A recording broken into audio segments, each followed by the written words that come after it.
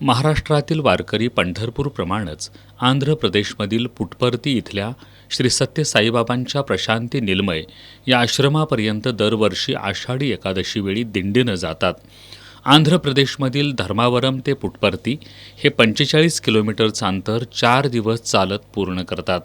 कोल्हापूर जिल्ह्यातील खाटांगळे, कळे, हुपरी, रुकडी, दत्तवाड या परिसरातील दिंड्या पुट्टपर्तीला सत्य साईबाबांच्या दर्शनासाठी जात असतात. यामध्ये 250 वारकऱ्यांचा सहभाग असतो.